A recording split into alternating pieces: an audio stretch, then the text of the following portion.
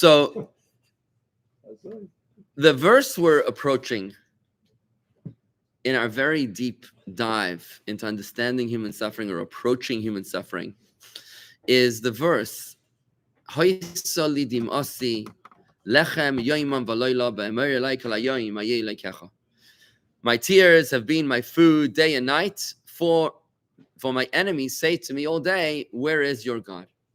This verse was recited by 3 great Jewish men. Their names were Asir, Elkanah, and Avi Asaph. So Asir, Elkanah, and Avi Asaph, they were the sons of Korach. Now, the sons of Korach were not exactly famous for their devotion to Moses. They weren't exactly devoted to. Can I see the phone again? It was very helpful, actually. Yeah, thank you. So no, because I can't see anything here. So at least over there, I could see something. No, I can't see anything. So the sons of Korach, they were part of the rebellion of their father. Initially, they actually were not part of the rebellion. Later on, initially they were part of the rebellion, and then later on they changed their mind. And what happened was that they were sucked up in the earth together with Korach and his followers. But they themselves, because they were insincere in their rebellion, they were conflicted with their rebellion. I explained this. On the outside, they sinned, but on the inside, they were pure. Therefore, they were punished on the outside with everybody else, but on the inside, hidden from everybody else's eye, they were saved. And there was like a little ledge that allowed them to be, that allowed them to sort of survive this, the descent into the hole, into the sinkhole. And there, they actually were able to be released, and they repented. And they came up with the Tehillim, one of which we read today, chapter 45 in Tehillim, all the Tehillim relating to the prophecies of the sons of Korach, right? Now, this is one of them. This psalm, which is from Psalm 42, is from the sons of Korach, and it speaks about the destruction of the Holy Temple and the bitter times of the exile. In other words, they were prophesying about the fact that they rebelled against Moshe, and now they were doing teshuvah. In other words, they were warning the Jewish people of what will happen in future times when the Jewish people rebel. It's a little bit like a marriage therapist who's divorced, right? That's giving you therapy. Now, they could actually give you pretty good therapy because they know exactly, they've been there. Which it sounds like. Right. She's a divorce lawyer without being divorced. She had been divorced. Oh, she has been divorced. Very good. So she actually has a much better context. Good. So my idea is here these guys rebelled against Moses, and they were able to prophesize. They were actually able to prophesize about the dangers of the rebellion. Okay. Anyways, so one thing that they speak about over here is the content of these actual words is, my tears have been my food day and night, for they, my enemies, say to me all day, where is your God? Chassidus explains that what this is referring to, I think, right? Right. To warn or reprimand, right? To admonish. It was a warning, which is to encourage the Jews to repent. When we repented, God sent us his salvation. Now, Rob, you weren't here the other day, but I want to just double down on what I said, that here the previous Rebbe speaks explicitly about punishment. Explicitly about the bad things happening to us as punishment. And I explained an idea that I'm developing, that the previous Rebbe's son-in-law and successor, our Rebbe, actually was the one who took a different gear entirely, where he teaches that God doesn't actually punish us as much as he gives us consequences. So it's a theory I'm developing, and I've got to really look at it. But because you'll notice, I don't normally talk about punishment. I don't talk about punishment. Here, the previous Rebbe in the original text is talking about punishment. But the way I understand, I'm a chassid of our Rebbe, and our Rebbe, the way I understand him, is teaching us that we don't get punished, we get consequences of our choices. Sounds to me like a distinction without a difference. Spoken like a true lawyer. A distinction without a difference. It's a distinction without a difference. You call it tomato, I say tomato. Punishment, consequence. They're the same thing. They're not the same thing. Really? So the Jews in the desert, The Jews in the desert. The consequence of your not of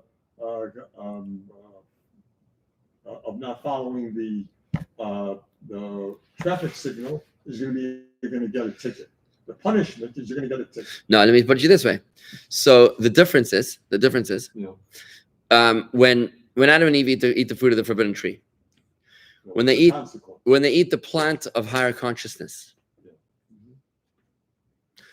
what happens? Does God lose his temper and say, I'm going to kill you all? That's what he said. He did say that. You're all going to die. Which parent talks to his kids like this? Right?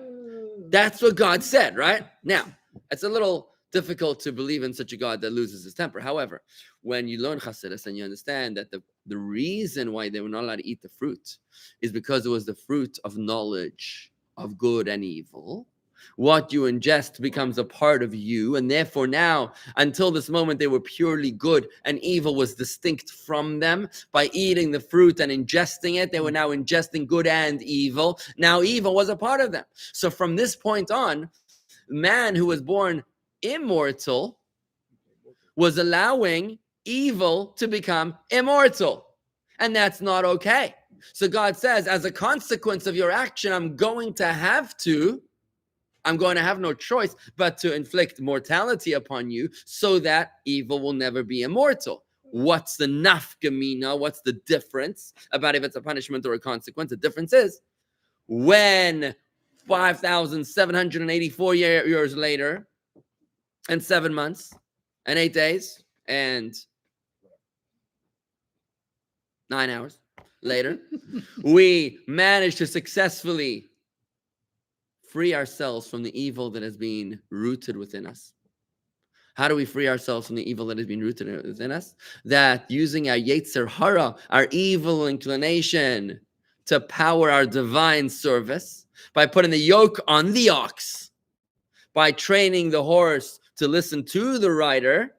Now the power of the horse serves the greater mission. Now the evil inclination is no longer running amok. The evil inclination is now in service of the divine soul. Now, batel siba, batel mesubav. When the cause is no longer, the effect is no longer needed. And that's why when Mashiach comes, we will once again return to a state of immortality. Not because God is somehow rewarding us, but rather because the cause and original reason, the original cause of the death, of the mortality in the first place, has been removed. And now it's okay for us to be immortal with the evil that's within us. As I explained in my sermon in the last day of Pesach, that there was this emphasis of crossing the river with our shoes on when Mashiach comes, right? And I spoke about what do we talk about shoes? And I spoke about shoes is what allows us to dominate over the forces around us, over the difficult terrain. Shoes is how we master our evil inclination. When Mashiach will come, our challenges will not be a badge of shame. There will be a mark of honor. And when Mashiach comes, that's why mortality will no longer be necessary. We'll be immortal. Why do you feel the need to put a happy spin on it? It's a consequence. It's not a punishment. Why not just say, you don't do this or you don't do it? You're going to be punished. First of all, why is the need that it'll go down easier? The medicine. Okay, so let me talk to you about your kids. Okay, so I'm going to have this conversation with your grandchildren. Okay, grandchildren of Rob and Maureen. Is it so important for us to say that Zadie? What do they call you, Zadie? Puppy. Okay. Is it so important that Puppy is just giving you motivation to succeed in school? What's wrong with just saying that? He just hates you. What's the problem? What's the problem with saying that? He just doesn't like you. Just get used to it. Move on. Are you okay with that? Is that important? I don't think it's. He's got a temper, okay, and you crossed the line, and the spaghetti hit the fan. And he lost his temper because he doesn't actually like you. So that's it. So get used to it. Move on. Is it necessary for you to have this conversation with your grandchildren? Let me ask you, did you ever get you always talk about a pachin punim. Yeah. Did you ever get a pachin punim? Hell yeah. Oh, okay. Yeah, hell yeah, that's right. I still feel it. And didn't that drive home the message a lot better than if your father were just my pachin punim was not a punishment. What? My pachin punim was not a punishment. You said it's the consequence. It set me straight. I was teetering on the brink, actually. There you go. My point. Come on. I was. On the brink. I was. I was too. You still are. No, really. So I just want you to understand the consequence, the importance of the consequence. In other words, imagine my father didn't give me the pachim upon him. I probably would have fallen off the wagon. Would that have been a good thing? No, I needed that. There's nothing wrong with that in the right circumstance. Don't sugarcoat it. You always have, it's like you're. What? So you're not okay with what I just said about the example of the grandchildren? That didn't resonate.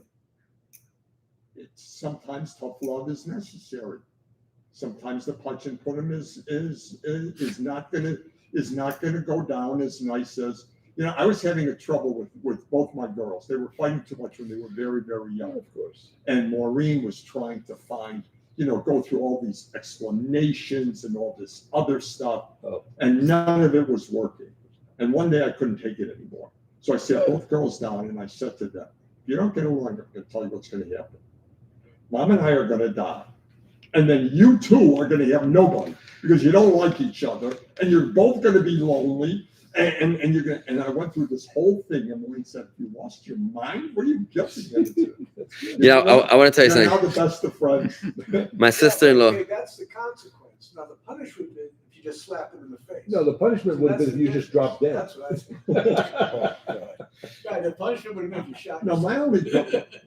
My sister-in-law sent me a very interesting message. Oh shoot, where can I find it? No, what's saying? What am I looking at over here? Video work? You're always looking for it's like the whole going back to where's your God? Here. What? My sister. God's in here. Tell me if you can connect to this message. Some of you come from the if you don't. Sorry. Some of you come from the if you stop crying. Some of you come from the if you stop crying, I'll buy you something generation.